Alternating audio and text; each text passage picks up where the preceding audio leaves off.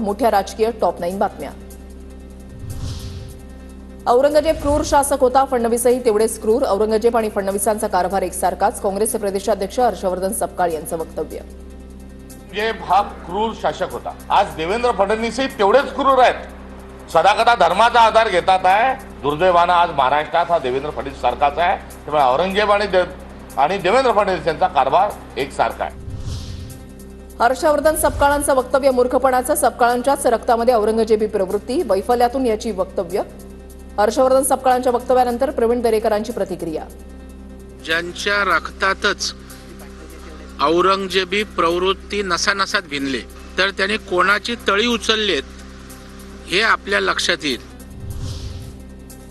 फडणवीसांना औरंगजेब म्हणणं म्हणजे सूर्यावर थुंकण्याचा बालिश प्रयत्न। मात्र महाराष्ट्रामधली जनता सुज्ञ, काँग्रेस आणि हर्षवर्धन सपकाळांना जागा दाखवेल। फडणवीसांवरील टीकेला बावनकुळेंचं प्रत्युत्तर।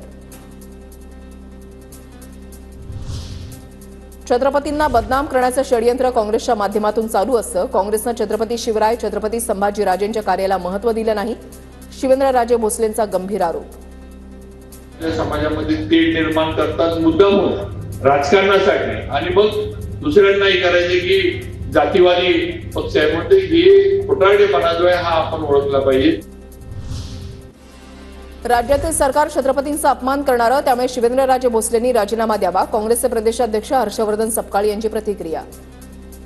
राजे भोसलेंना माझं थेट पुन्हा दुसरं एक आव्हान आहे की आपलं सरकार जे आहे त्यातून आपण राजीनामा द्यावा, कारण शिवाजी महाराज आणि संभाजी महाराजांचा सातत्याने अपमान करणारं सरकार आहे।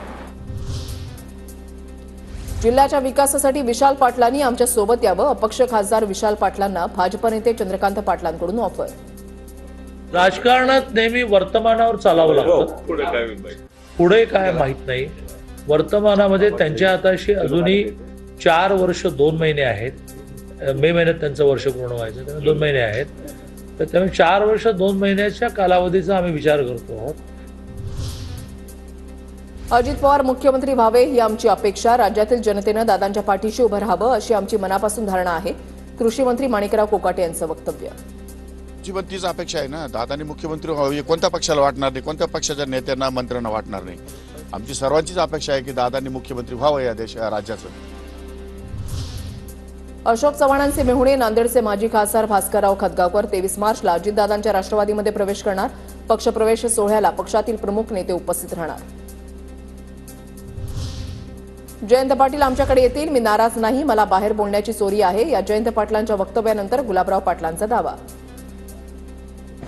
जयंत पाटील नाराज नाहीये असं ते म्हणतात की मला बाहेर निघायची संधी मिळत नाहीये, मी नाराज असताना। जयंत पाटील हे आमच्याकडे येतील।